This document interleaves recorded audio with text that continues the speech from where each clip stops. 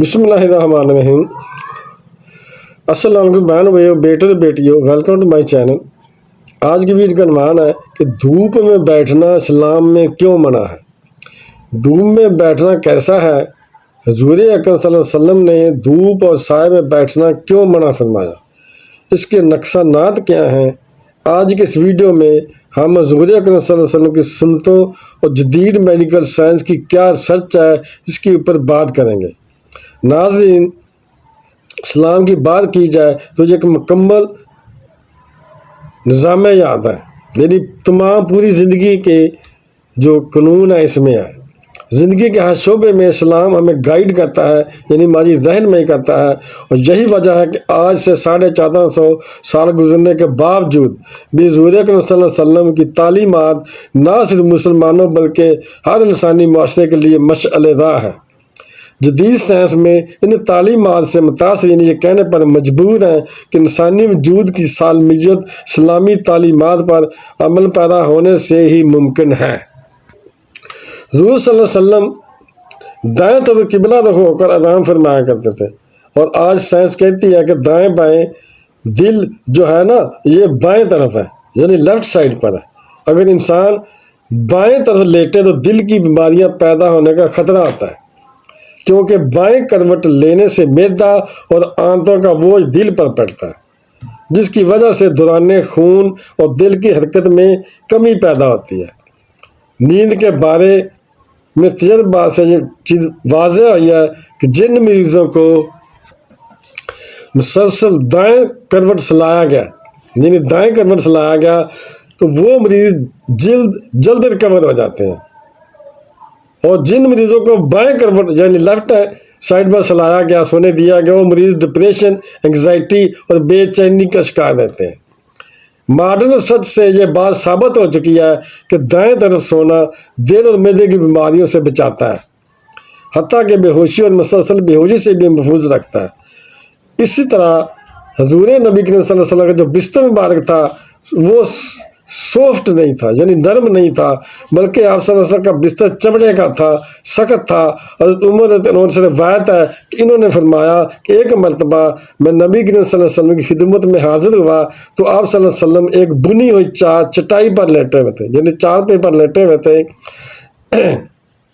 آرام فرما رہے تھے، اور آپ صلی اللہ علیہ وسلم کے پہلو مبارک پر چٹائی کے نشان ظاہر ہو رہے تھے، کیونکہ چٹائی پر کوئی کپڑا نہیں بچھایا ہوتا، بستر وغیرہ کوئی گدا وغیرہ نہیں تھا۔ آپ صلی اللہ علیہ وسلم چمڑے کے تکیے پر ٹیک لگائے ہوئے تھے جس میں کھجور کی چھال بھری ہوئی تھی۔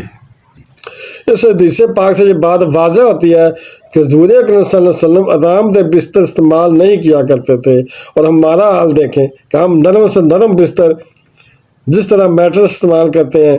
سائنس نے یہ ثابت کر دیا ہے کہ آپ صلی اللہ علیہ وسلم کی یہ روٹین میڈیکل سنوں کے مطابق بے شمار فائدوں پر مشتمل ہے۔ سائنسی ماہرین نے اپنی ریسرچ میں آرام دہ بستر کا نقصان کچھ اس طرح بیان کیا ہے کہ جب ایک چست اور چلتا پھرتا انسان جب آرام دہ بستر استعمال کرتا ہے تو اس کے جوڑ ڈھیلے پڑ جاتے ہیں اور زندگی کے عام معاملات میں سست ہو جاتا ہے، اور بہت زیادہ نرم اور آرام بستر گردے پر بہت زیادہ امپیکٹ ڈالتا ہے، یعنی اثر ڈالتا ہے، یہاں تک کہ گردے کی نالیوں میں ایک پیچیدہ ورم اور سوزش پیدا ہو جاتی ہے، اور آرام دہ بستر ریڑھ کی ہڈی کو بہت زیادہ نقصان پہنچاتا ہے۔ بچوں کی ہڈیاں نرم ہو جاتی ہیں، اگر ان کو آرام دہ بستر استعمال کروایا جائے تو ان کی ہڈیاں ٹیڑھی ہو جاتی ہیں اور پوری زندگی مزدوری اور ان کا مقدر بن جاتی ہے۔ امریکن کونسل فار ہیلتھ نے اپنی نئی رپورٹ میں چمڑے کا بھی ذکر کیا ہے۔ ان کا کہنا ہے کہ چمڑے کا بستر بواسیر، کمر کا درد، اعصابی کمزوری اور جوڑوں کے کھچاؤ کا واحد علاج ہے۔ جس طرح آقا کریم صلی اللہ علیہ وسلم نے دھوپ اور سائے میں بیٹھنے سے بھی منع فرمایا ہے۔ ناظرین، انسان کو سورج کی بہت زیادہ ضرورت ہے، اس لیے اللہ تعالیٰ نے سورج کو بھی بنایا۔ انسانی زندگی میں اس کے بے شمار فائدے ہیں۔ ایک اہم فائدہ یہ ہے کہ وٹامن ڈی جو دھوپ سے حاصل ہوتا ہے، اس لیے دھوپ انسانوں کے ساتھ تمام مخلوقات کے لیے بہت زیادہ ضروری ہے۔ انسانوں کے اکثر کاموں کا ڈپینڈ یعنی منحصر ہونا دھوپ کے اوپر ہے۔ اس دھوپ سے ہمیں دیگر فوائد کے علاوہ جسمانی فائدے بھی ملتے ہیں، مگر ان سارے فائدوں کے ہوتے ہوئے بھی میڈیکل سائنس نے دھوپ میں سونا نقصان دہ قرار دیا ہے۔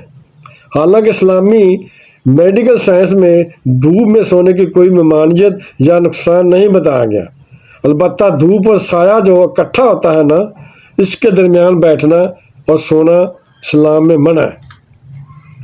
حضرت بریدہ رضی اللہ عنہ سے روایت ہے کہ نبی کریم صلی اللہ علیہ وسلم نے دھوپ اور سایہ جو اکٹھا ہوتا ہے نا، اس میں بیٹھنے سے منع فرمایا۔ سنن نبی داؤد میں ایک روایت ہے، سنن نبی داؤد میں ایک روایت ہے کہ نبی کریم صلی اللہ علیہ وسلم فرمایا کہ جب تم سے کوئی دھوپ میں ہو اور دھوپ سمٹ جائے، یعنی دھوپ چلی جائے، تھوڑی رہ جائے، کہ بعض حصہ دھوپ میں اور بعض حصہ سائے میں ہو جائے، یعنی آپ دھوپ میں بیٹھے ہیں، درخت کے نیچے دھوپ میں بیٹھے ہیں، تو سایہ آپ کے تھوڑی دیر دور ہے، تو وہ پھر سایہ آ جائے، آدھا سایہ آ جائے، آدھی دھوپ آ جائے، آپ درمیان میں بیٹھے ہیں، یعنی کہ چھاؤں میں ہو تو کھڑے ہو جاؤ، یعنی اس طرح حالت میں ہو، یعنی پھر آپ کھڑے ہو جاؤ، یعنی وہ جگہ چھوڑ دو۔ دھوپ میں نکلنا بیٹھنا، خصوصاً سردی کے موسم میں دھوپ میں لیٹ جانا ایک فطری عمل ہے، لیکن حدیث کی روشنی میں دھوپ اور سایہ کے درمیان بیٹھنا یا لیٹنا منع ہے۔ حدیث میں جو ممانعت آئی ہے، اس میں اہل علم کے درمیان کچھ اختلاف ہے، لیکن صحیح بات یہ ہے کہ یہ ممانعت ادب اور اشارہ کے زمرے میں آتی ہے، اس لیے اسے کراہت یا ناپسندیدہ عمل مانا جائے گا، لیکن حرام نہیں مانا جائے گا، کیونکہ حرام عمل ماننے کے لیے کوئی صحیح دلیل ہونی چاہیے۔ اس لیے کہ سایہ اور دھوپ کے درمیان لیٹنا یا بیٹھنا مکروہ ہے، لیکن حرام نہیں ہے۔ آدھا دھوپ میں اور آدھا سائے میں بیٹھنے کا طبی یعنی میڈیکل جو ڈیمیج ہے، یہ بھی بیان کیا گیا ہے کہ میڈیکل سائنس یہ کہتی ہے کہ اس طرح کرنے سے انسان کی جو بلڈ سرکولیشن ہے، اس میں فرق آ جاتا ہے، یعنی جو حصہ دھوپ میں ہوگا تو اس حصے میں بلڈ سرکولیشن تیز ہوگی، جو حصہ چھاؤں میں ہوگا تو اس میں بلڈ کی سرکولیشن سلو ہوگی، اور لازمی طور پر جسم کی گردش کے جو دو رخ ہیں، اس سے بیماری کا سبب ہو سکتا ہے۔ سبحان اللہ، کیا حکمتیں ہیں فرمان رسول صلی اللہ علیہ وسلم میں۔ جب شہر کا کوئی وجود نہیں تھا تب بھی سب بتا دیا آپ صلی اللہ علیہ وسلم نے۔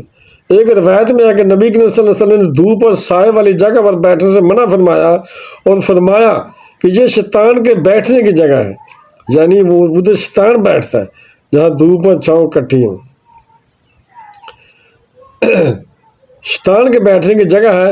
ایک روایت میں شیطان کے بیٹھنے کی جگہ سے مراد یہ ہے کہ شیطان جیسے پریشان کرنا چاہتا ہے جس بندے کو اس کو ایسی جگہ پر بیٹھنے کے لیے یا لیٹنے کے لیے موٹیویٹ کرتا ہے، یعنی اسے قائل کرتا ہے، وسوسے ڈالتا ہے، تو گویا ایسی جگہ پر کسی شخص کے بیٹھنے یا لیٹنے کا سبب شیطان بنتا ہے۔